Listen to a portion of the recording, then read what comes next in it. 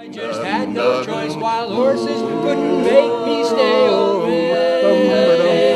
Thought about a moonlit night, arms around you good and tight. That's all I need to see for me to say. Hey, hello, Mary Lou. Goodbye, heart. Goodbye, heart. I said, sweet Mary Lou, I'm so in love with you. I'm in love with Mary I knew Mary Lou. We'd never part. We'd never part. So hello, Mary Lou. Goodbye, heart. Goodbye, heart. Hello, Mary Lou. I'm in love with you. Yes. Hello, Mary Lou. Goodbye, heart. Right from the start, I said hello, Mary Lou. Goodbye, heart.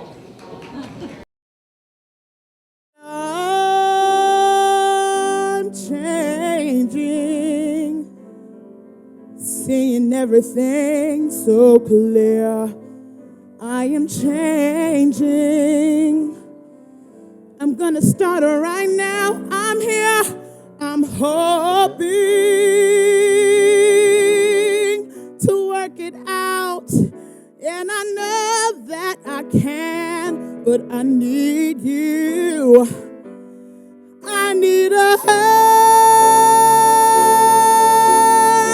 on my life. I've been a fool who said I could do it all alone. How many good friends have I already lost? How many dark nights have I known?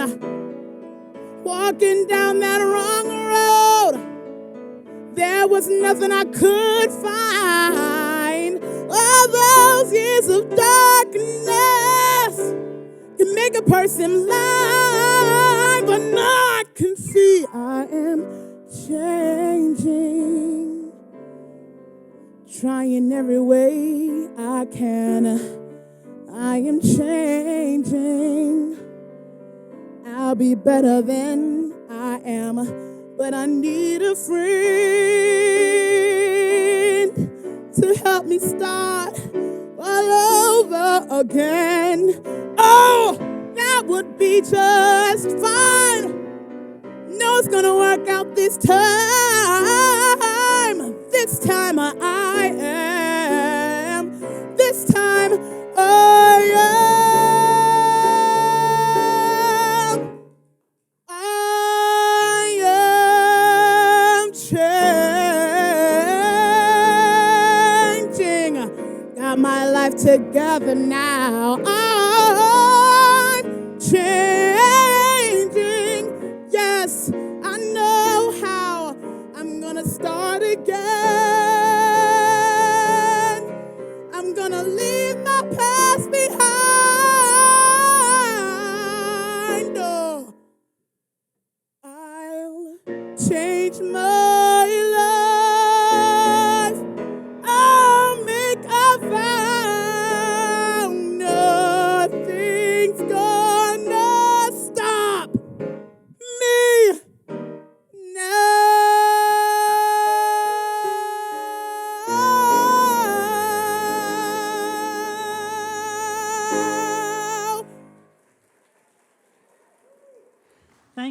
Thank you so much for joining us today.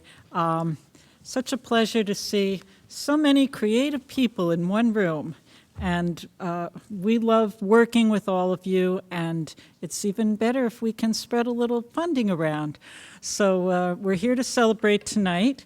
I want to thank Mystic Vision Players for joining us today. I'm freeholder Betty Jane Kowalski, and I'm also the liaison to Cultural and Heritage Affairs and their Programs Advisory Board. So let me recognize a few of my colleagues who are here tonight. First, freeholder Angel Estrada, and Rawways Mayor Samson Steinman. City of Plainfield's Director of Community Development, Elaine Dunn Brown. And Linden Councilwoman Michelle Yamakaitis. So We love to be joined by our elected officials. And also, I'd like to acknowledge some members of the advisory board who have joined us tonight. Darius Tullis, Clara and Nora Mislan. So thanks to all of you. And we are also honored tonight to have Nicholas Paleologos, the Executive Director of the New Jersey State Council on the Arts, as well as, and he'll be coming out and speaking. And we also have Anne Marie Miller, another old friend, Director of Advocacy and Public Policy of Art Pride, New Jersey, as guest speakers. But on behalf of the Freeholder Board and Chairman Mohammed Jallow, I'd like to thank you all for being here tonight. Your presence at today's celebration demonstrates the importance of arts and culture in Union County. This year, Freeholder Chairman Jallow set out to build a community of the arts. The arts initiatives that he championed and that the entire Freeholder Board has supported in the last 10 months have revealed the overwhelming quality and number of creative individuals who call Union County home. We know, because research shows, that the economic, cognitive, health, community, and social benefits of the arts, investing in the arts, are enormous. And the continued success of programs and services provided by Union County's Office of Cultural and Heritage Affairs, complemented by this year's chairman's initiatives to support arts and humanity efforts, they all demonstrate that the arts are a growing force with significant impact to the quality of life for our residents. The investments we make as a community today in the arts and humanities will reap benefits now and for future generations. And it's because of the capacity for the impact that the arts and humanities have on people, both individually and collectively, that the Freeholder Board is committed to supporting access to the arts. Meaningful community building calls for collective action to preserve unique community assets, and so many of you here today represent a unique community asset. So this year, through special initiatives, the Freeholder Chairman focused on supporting these unique assets by creating innovative opportunities that celebrate creativity and enhance identity and encourage cultural tourism. So I will bring out to you now our Freeholder Chairman, Mohammed Jallow. Thank you for the introduction, Freeholder. How's everybody doing this evening? Great? I definitely, before I go any further, I just want to thank the Board of Chosen Freeholders, because, you know, as a Freeholder Chairman, any initiative that you cook up is relatively worthless unless you have a board that's willing to support you in that initiative. So if you would just help me in giving my board just another round of applause.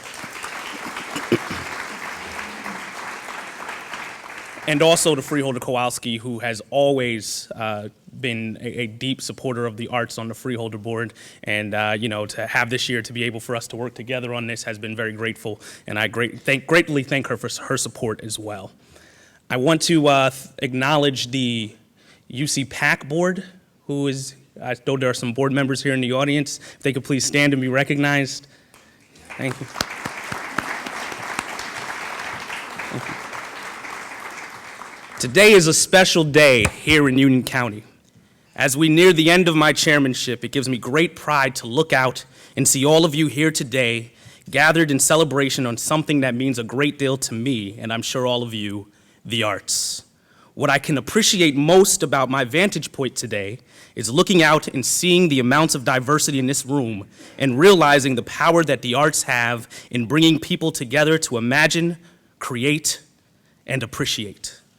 Just like the various mediums of the art, spoken word, theater, drawing, sculpting, painting, I see people here of various colors, sizes, ethnicities, economic backgrounds, ages, and in looking at you, I see the various stages in my own life and what the arts meant to and did for me in each of them.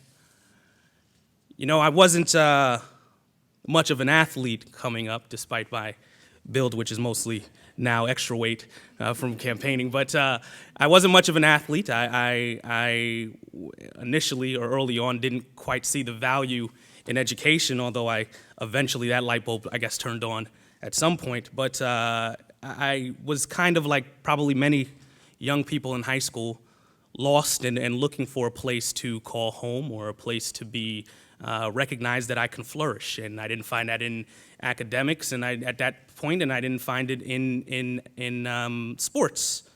But I found it in the arts.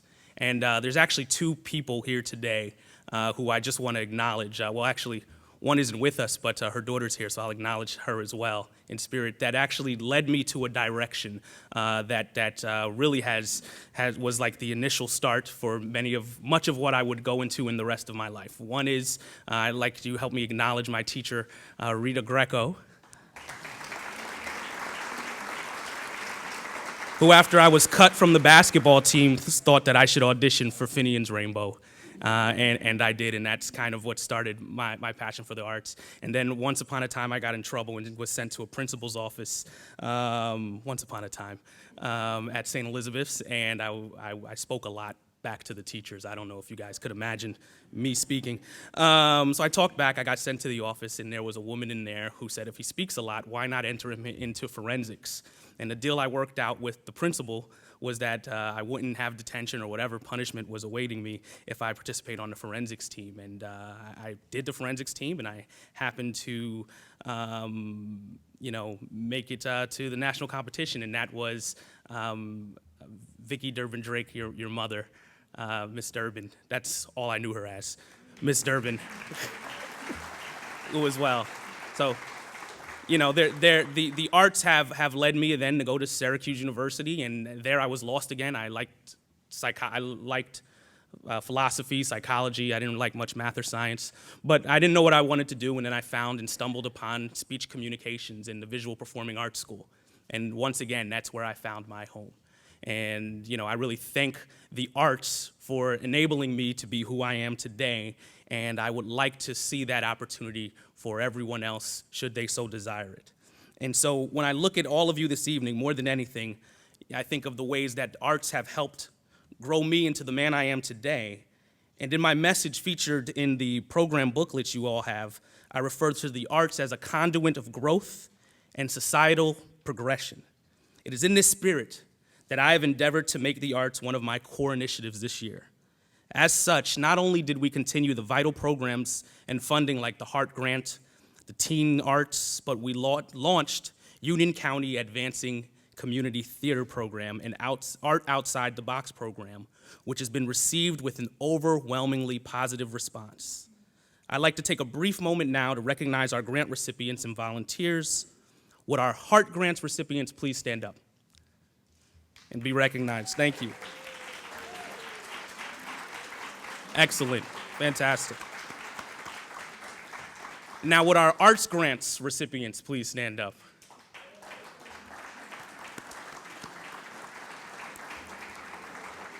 Congratulations. Would our History Grant recipients please stand up? Thank you. And also, would our Teen Arts volunteers please stand and be recognized?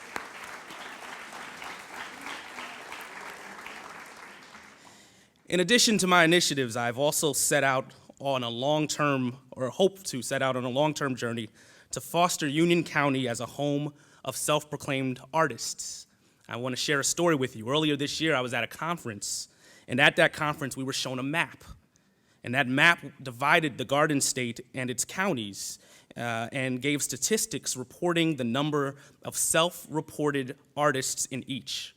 As I watched them mention all the counties on the cusp of New York, Bergen, Essex, Hudson, I anxiously awaited for them to show Union County. After all, I know how much talent we have here. I thought we would certainly rank high on the list of counties with the most artists. After all, we're hometown to Rahway, Elizabeth, Summit, chock full of culture, Linden. But to my surprise, we came in dead last. And as I brought the information home to my team and shared the information with everyone, we concluded that although our residents have immense talent, genius, and creativity, we identify ourselves by what we do for a living, right? We are a community of teachers, lawyers, managers, students, right? We don't proclaim that we're artists, and that's a culture I want to change here because the census is directly tied to funding that we can get from the federal government. So it's my goal to change that, to make the arts sustainable, profitable, and valued as a powerful economic engine. Just look at what the arts are doing for this city of Rahway. And so I'm happy to have with us here today not only a great supporter of Rahway, but a valuable asset to the statewide arts community who I hope will help us grow Union County into the arts hub that I know it can be. Nick Paleologos, Executive Director of the New Jersey State Council of the Arts. Thank you very much, Mohammed. It is such a thrill to be here. I first want to acknowledge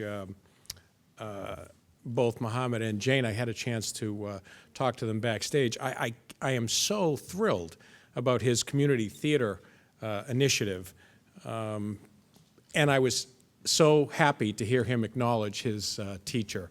I did some work in professional theater at one point in my life, and I would not have been making a living in the professional theater if it weren't for a teacher, Dottie McCausland, and a community theater in my hometown. So that I am so happy to see that initiative moving forward.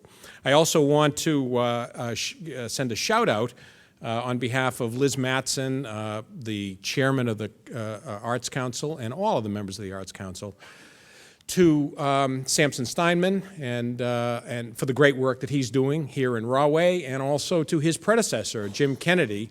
There are hundreds of cities and towns in New Jersey, and I think people are sick and tired of me, no matter where I go, singing the praises of Rahway and what's happening in Rahway and how the arts are driving improvement in this terrific town. So the work that they're doing with every one of you is recognized, is appreciated, and anything we on the council can do to support or advance it, we will do that. We're very, very happy to have a shining example for other cities and towns in the state. And I even see, Woodbury is looking to Rahway,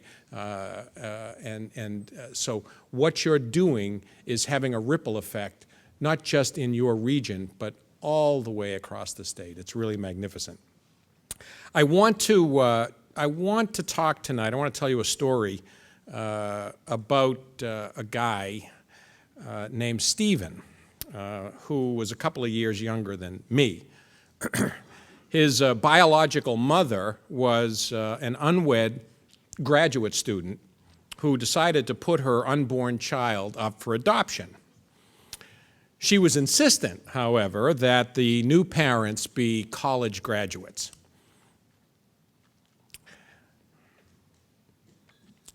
Because she wanted the new parents to be college graduates, arrangements were made for the child to be adopted by a lawyer and his college-educated wife.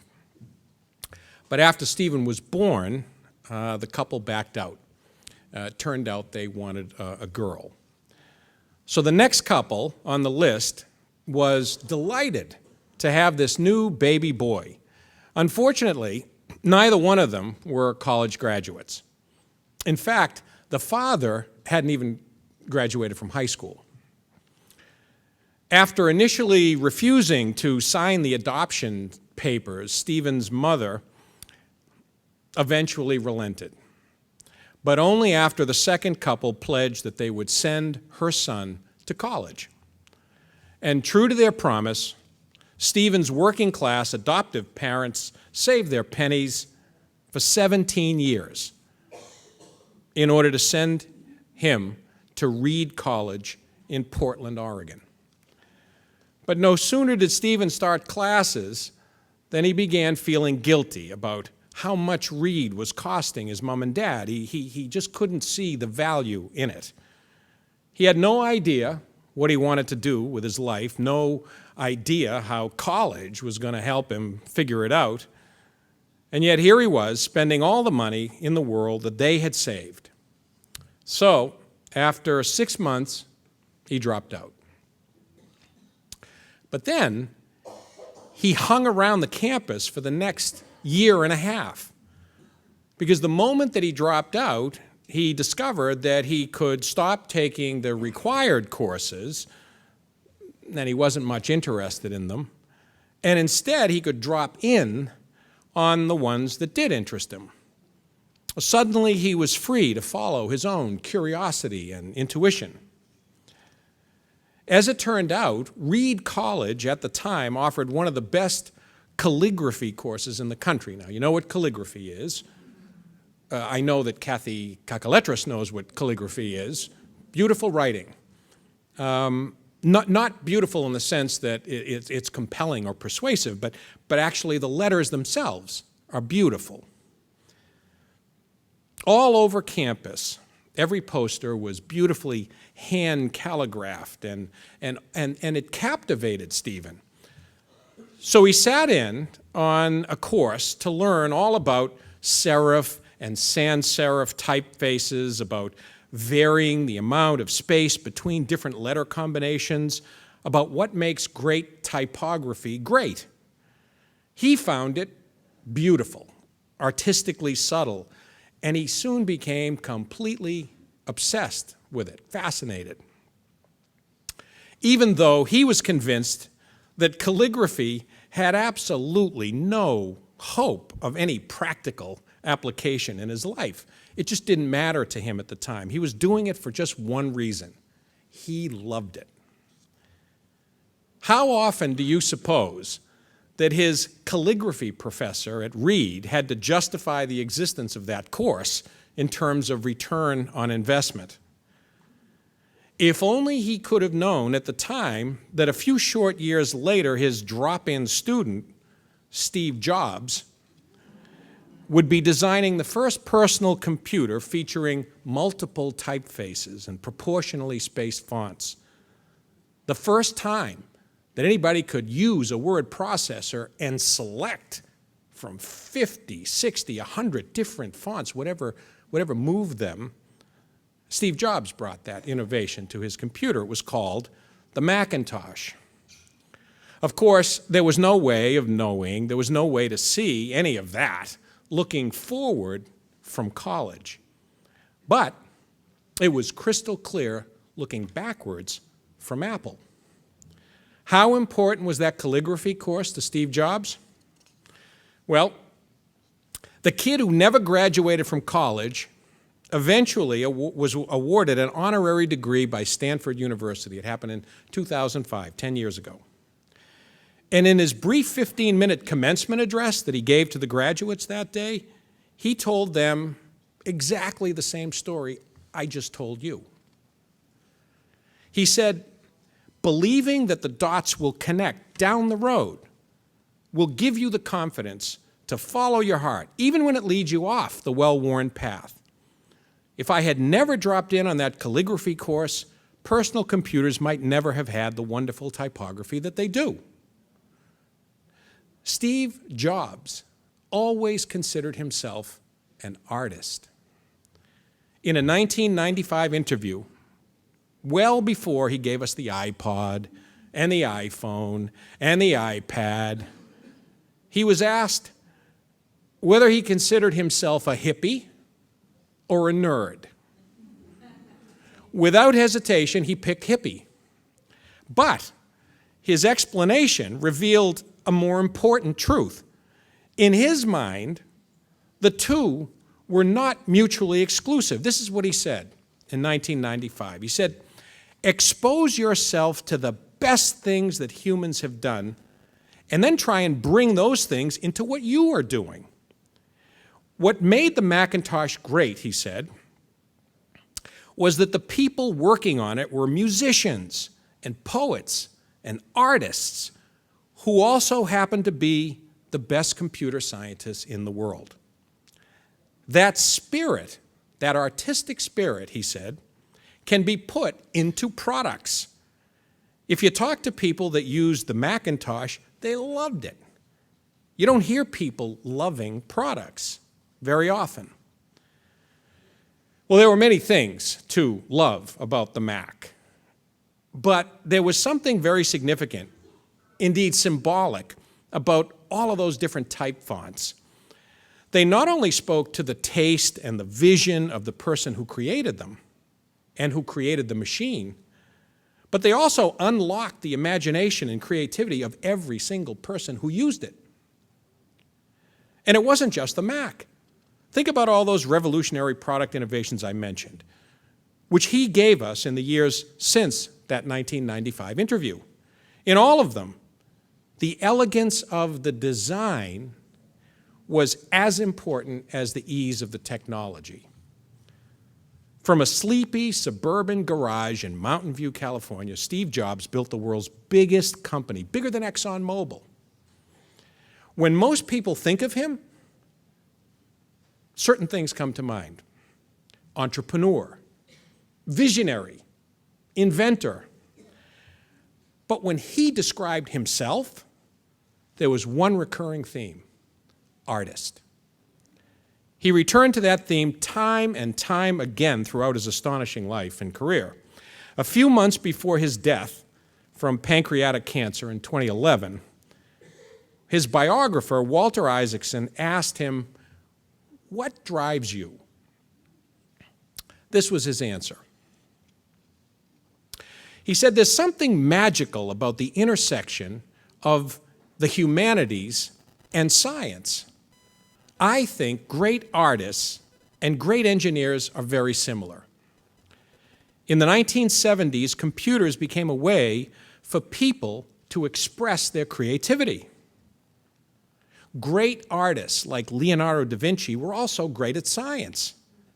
Michelangelo knew how to quarry stone, not just how to be a sculptor. Most creative people want to express something in the only way they know how, because they can't write Bob Dylan songs or Tom Stoppard plays. They try to use their talents to express their deep feelings, to add something to the flow.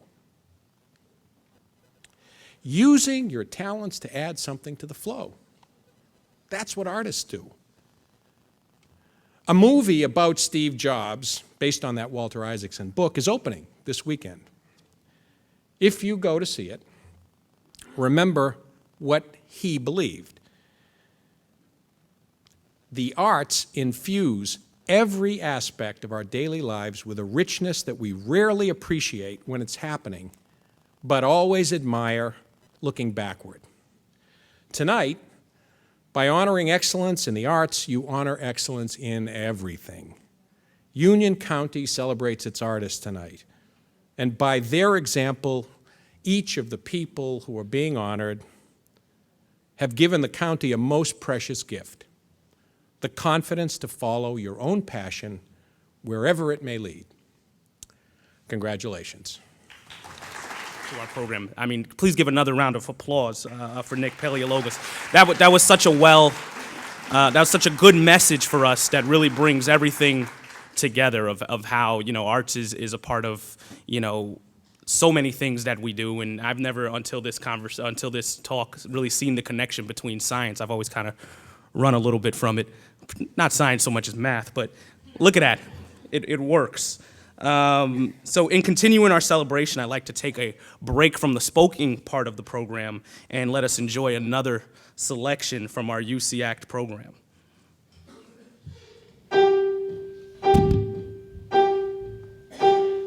Daughter of Delta New, sweetheart's been 12 days. Please let us help you through. She's eating Milky Ways! Tell me those are fun-sized. Girls, must we all descend into madness? Oh, honey, so good to see you. Look, we brought you your favorite magazines, Town and Country, and the one they named after you, Elle Magazine. Thanks, Pilar, but it's gonna take more than Ellen Town and Country to get me back from my shame spiral. Oh, well then, sweetie, you're just gonna have to hold on, because the new Vogue's not out till next week.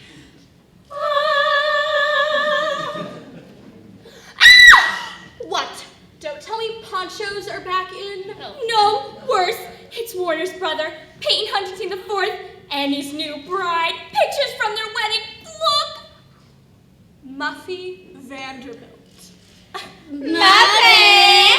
Wait a minute. That's the kind of girl Warner wants. Someone serious. when nobody's dead. Girls, I have a completely brilliant plan. What you want, Warner, what you want is me. But you need to see me in a pretty domain. Well, believe Warner in a different set. We'll see you're getting all of this. Let's agree. I'll meet you there at Harvard with a book in my hand. Big stern book, big word book. Both words I'll understand and write. There I see it too. Warner, what you want is what you want is me.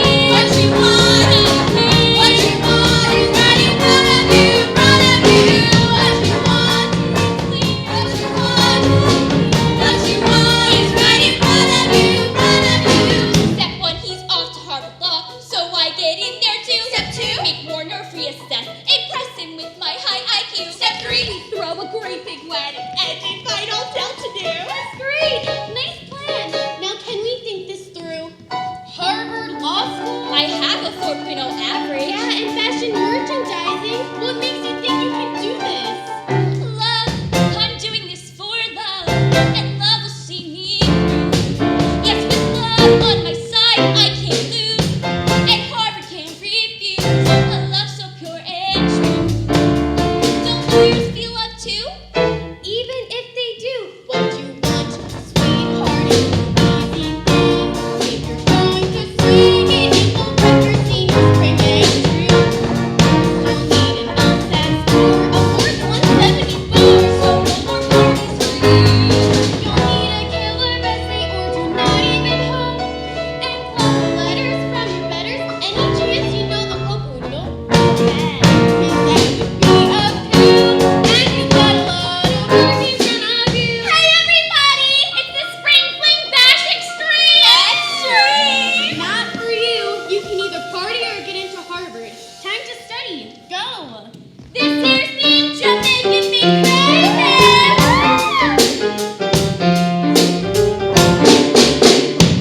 What you want to wanna be out because the sun is pulling. What you want to study nothing sad. What you want to wanna be out because you feel the moon down. What you want to wanna strong. Be strong. 134 is not good enough. Try again. Go! What you want to be cool from the shade club.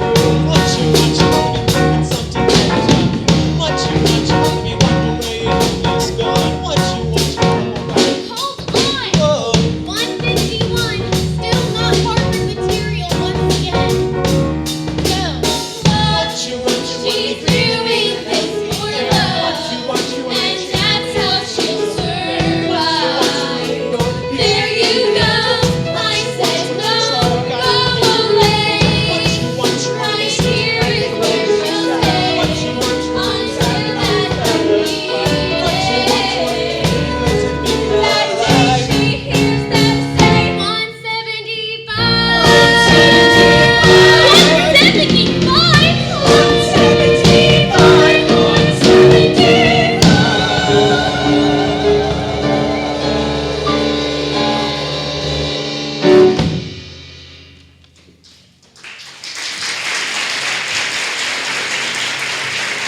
Round of applause. That was the theater project who was doing the reprise of Daughters of Delta Nu from Legally Blonde.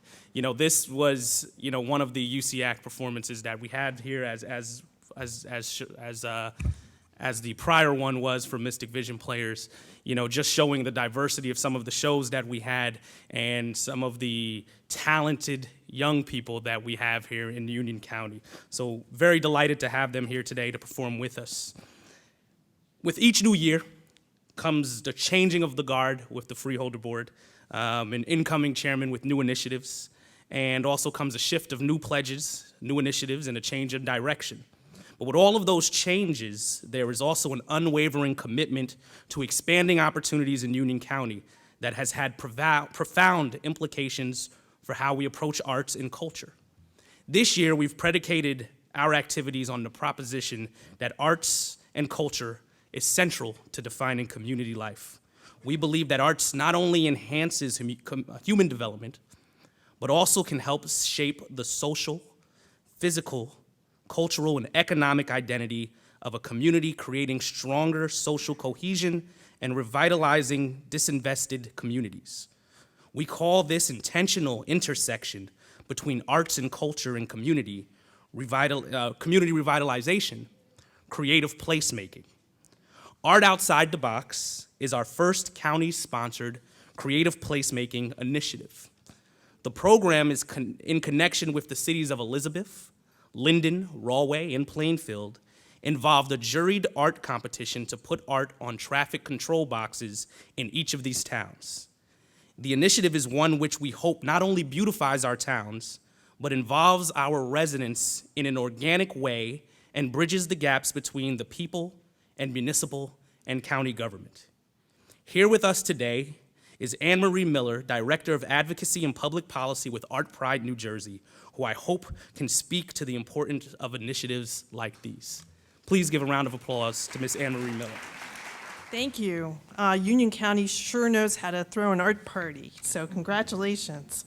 I want to thank you for inviting me today to be part of the celebration, and as we call it back at the Art Pride office, Artober, for celebrating National Arts and Humanities Month, and this is a truth. I mean, we use the hashtag ArtoberNJ, so show us your art and use that in your social media. My task tonight is to talk to you a little bit about creative placemaking. And the definition that the Freeholder Director, Jello, just gave you is very right on. What is creative placemaking? You know it extremely well here in Rahway. And my partner in crime here today, Nick Paleologus, who spoke to you earlier, fondly states that New Jersey invented creative placemaking based on the extraordinary developments in this town.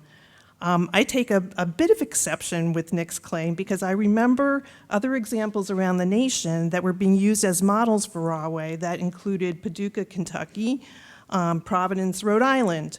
And some can even take exception with that and look back to the development of the Inner Harbor in Baltimore during the 1980s by the Rouse Company. And that was a pioneer in creative placemaking, and others can take exception to that as well and go back even further, looking at the creative design of our nation's capital by Pierre Charles L'Enfant back in the 1700s. Go back even further than that. Creative placemaking, as we know it here in Rahway, first received policy credibility through the work of Rocco Landesman, who was on this stage talking about it, a friend of Nick's, who was chairman of the National Endowment for the Arts during the first term of President Obama. Rocco created a grant program at the NEA called Our Town, which is dedicated to creative placemaking. Rahway was one of the first recipients of an Our Town grant, an achievement that made New Jerseyans very proud and set the pace for similar creative placemaking developments in other parts of the state. Arts advocates around the state are very grateful to Rahway for being such a pace setter. Here is the mothership definition, and this is by Ann Markison and Ann Nicodemus that was developed in 2010 for the Our Town initiative. In creative placemaking, partners from public, private, nonprofit, and community sectors strategically shape the physical and social character of a neighborhood, a town, a tribe, a city, or region around arts and cultural activities.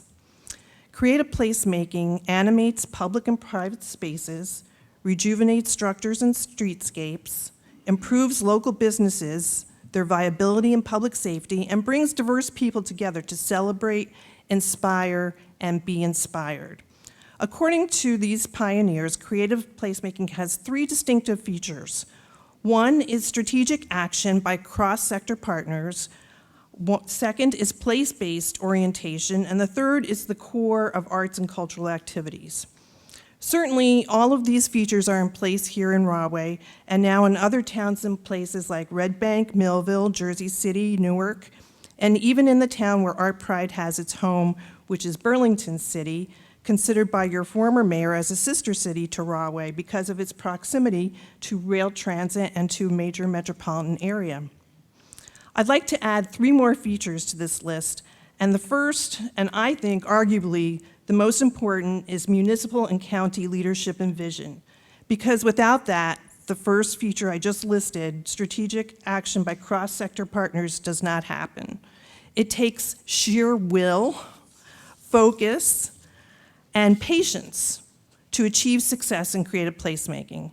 And it doesn't hurt to have a leader in place over a duration, a good length of time, someone who is willing to broker the necessary alliances when politics may present a game of musical chairs that prevents long-term goals from being achieved. The second, which would become the new 5th feature, is arts education. I don't believe any of these characteristics can be sustained without care and strategic planning that assures lifelong learning through the arts is a key ingredient of creative placemaking. If you don't take the time to nurture both youth and adults through arts education, you create what we call an advocacy void. Suddenly, you've lost all of those who care the most about making sure that their living environment, their creative place, has a future. So I'd like to salute Freeholder Chairman Gillot for his partnership with the community theater program and making sure that students have those opportunities to learn acting, dance, and public speaking, and as a commitment to lifelong learning and utilizing the cultural assets to achieve that goal. Finally, I like to recommend that the last feature, and it's a 6th feature, nobody likes 6, so I have to figure out how to combine these, but that for achieving successful creative placemaking is making sure that they are sustained. Going back to what Ann Markison and Ann Nicodemus said, despite the rapid ascent of creative placemaking as cultural policy, it is now at a crossroads. Mature and gain substance or shrivel up under the heat of scrutiny. For creative places to mature, I think we have to go back to the very first feature I recommended that we add, which is municipal and county leadership, and ask that these leaders, while building creative places, assure that the BIDs, the SIDs, or whatever government structure supports the development has a secure and dedicated revenue source that will sustain creative placemaking initiatives and help them evolve over time. While the beginning of the movement may be credited to 2010, we all know how quickly our environments change in this fast-paced world. The most successful creative places assure social and economic equity, access to healthy living environments, and dwellings that are affordable and do not outprice those who pioneer the movement. In many cases, are artists who are one of our most valuable cultural assets that any creative place can have. I wish you all the very best of luck here in Rahway and throughout Union County. You have all the ingredients for success as you continue to set the pace in creative placemaking and as you continue to develop an arts master plan. Freeholder Kowalski is a longstanding arts advocate, and with Freeholder Director Gillot's leadership and vision, you have everything that will assure your creative places serve as a model for not only New Jersey, but for other towns and counties throughout our nation. I'd like to take this opportunity to present both Freeholder Chairman Gillot and Freeholder Kowalski with one of Art Pride's Food, Water, Air art posters, which I'll show you. The image was developed by an artist in Newark, and we, through a Kickstarter campaign, raised over $18,000 last year to create these original prints the original prints by the artist Lenny Correa went for $400, and then we had a series of rewards for our backers that allowed us to get the posters made and have them framed, and we've been going around the entire state of New Jersey presenting them to government leaders, and they serve as a beautiful reminder that art is as important to life as food, water, and air. So.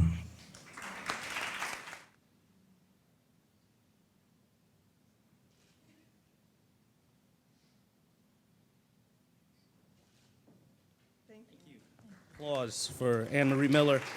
Thank you very much. I have a bare wall in my office where that'll look perfect on. Right?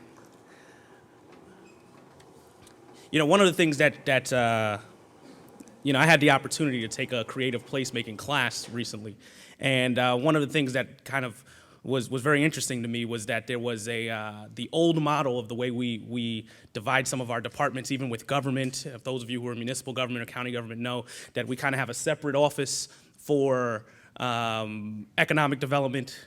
We have another office for community development, and then we have the arts, which is over here and just needs funding.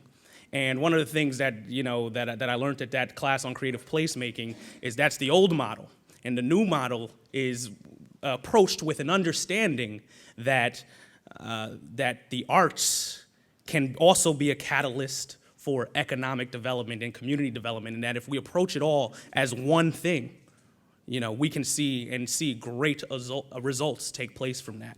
And so that's one of the things that we certainly like to move towards. And so all the creative placemaking programs throughout the nation, I think, are exceptional, and I love to see much more of that here in Union County. And with that said, we're in for a special treat today, because I have the pleasure of announcing the winners of our first creative placemaking program, Art Outside the Box. I hope you all have had a chance to view the beautiful artwork out in the lobby. It's definitely a beautiful sight to see the collection of work that we've amassed. I'd like to call each of you up here to present you with your honorarium and ask that you stay on stage until the presentations have finished. I'll start with the City of Elizabeth. Can I, actually at this time, so that it's a better picture, right, if I could probably call up our speakers and Freeholder Kowalski to come back up for the picture. I'd like to start with the City of Elizabeth. We have a representative here, representatives from the City of Elizabeth. Please come up. I believe we have Krishna Garlic. Absolutely. Thank you. The winners, is there a way up? There we go.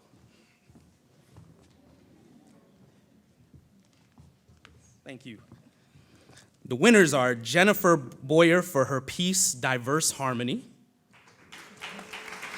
and Dario Scolis for his works, Control Box and Flowers. Come on.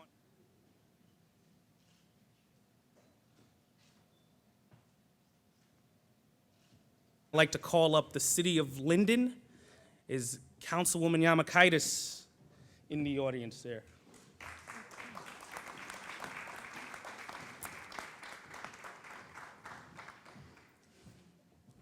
Our winners, and by the way, I'm sure you all know, right? But the way this worked was that we got over 90 submissions. We narrowed it down to about 10 for each municipality. The municipalities picked the 5, I believe, that they liked. And the most important part of this, which really is the part that involved the community, is that we then put it online for a vote for where the community decided what the winners were, which the 3 winners were for the town. And we had so much participation. I wish we had that much participation in elections for elected officials. Right?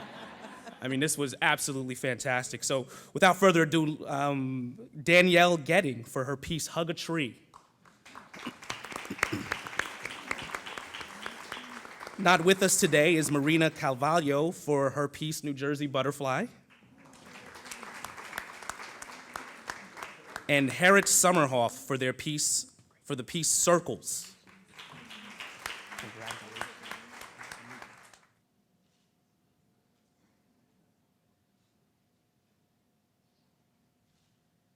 Now from the City of Rahway, Mayor Steinman was here, but he had to go. But he's been a big supporter of everything that we do. And his catchphrase is always "do it in Rahway," and so we're doing it in Rahway. Winners, Natalie Marino for her piece, Kite Flying. She's unable to make it, but it's a beautiful piece. Linda Rosen for her piece, Corner of Mapes and Bergen. They loved it, the mayor loved it, but he wanted to rename it the corner of 2 streets in Rahway. That's okay, all right. And Rosalia Tignini for Tignini Verdun for her piece, Poppy Perline, who can't be with us today as well.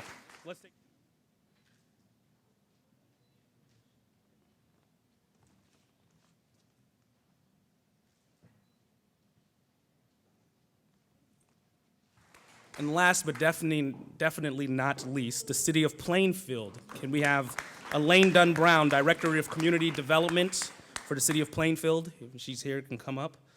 Our winners are, oh, here you go. Our winners are Samantha Perez for her work Shakespeare Garden. Lydia Watson, who could not join us today, for her work Park Scene. Trent Joaquin, who could not be here today, for his work Be Free. And finally, Angel Branch for their work Picnic in the Park.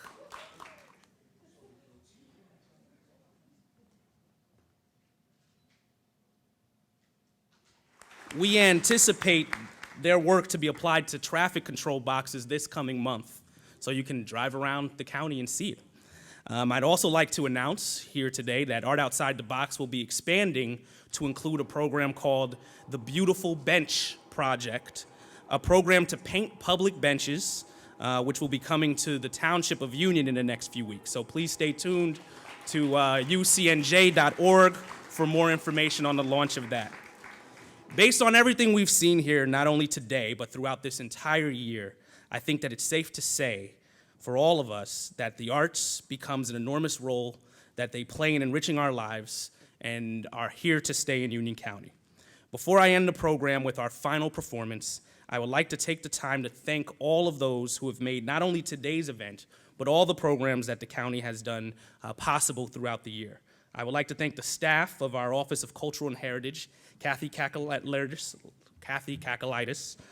Nicole DeAugustine, Libby Reed, and the staff of our County Manager's Office and Freeholder's Office, Vicki Durbin-Drake, Danny Newberry, John Salerno, Natalie Pinheiro, and Robert Tchaikovsky.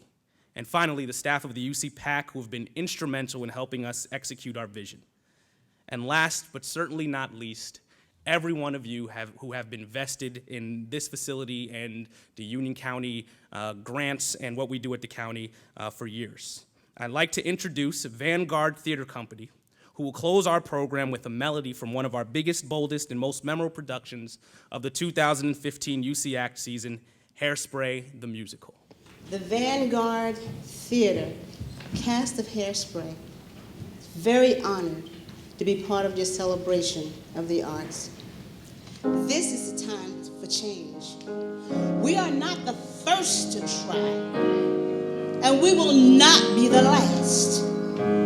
We are here to tell you that we're going to keep on trying until someday somebody breaks through.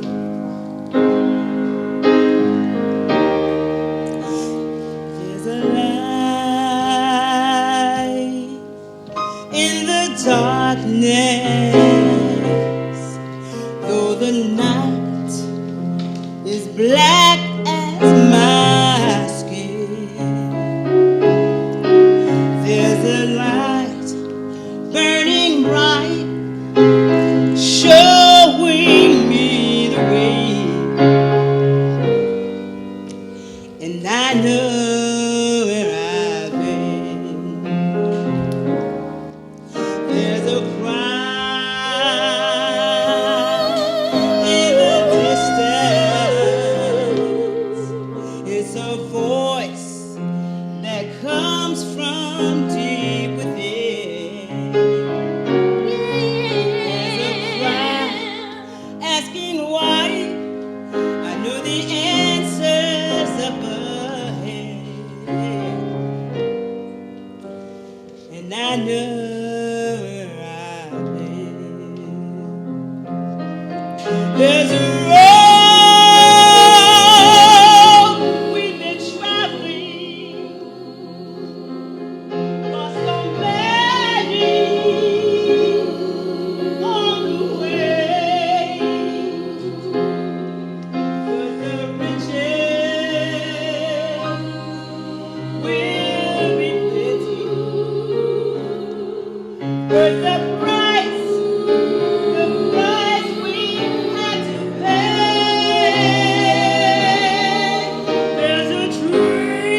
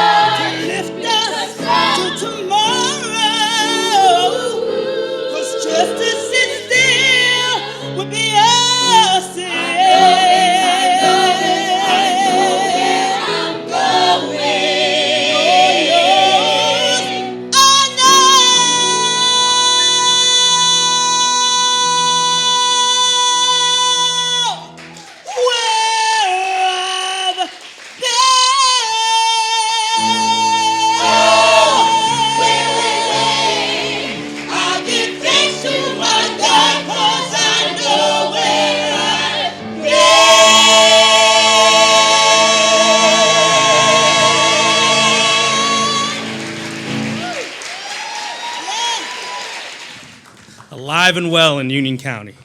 All right, please give them another round of applause. That was fantastic. Thank you all for coming. I hope you enjoyed today's programs, and in closing, I'd like to leave you with a quote from our President, Barack Obama. "The future belongs to people with an education and the imagination to create." Art stimulates our imagination, and as we grow older, leads us, if cultivated, to explore everything that life has to offer. It can be found in the most unlikely places, in science, math, and even religion.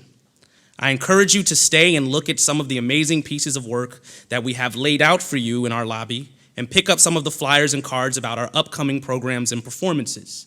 In fact, we have a performance that was in your program of Murphy's Law Group Therapy Gone Wild, which will be a fantastic show coming to the stage on November 3rd, 13th, 14th, and 15th, and I urge you all to check it out.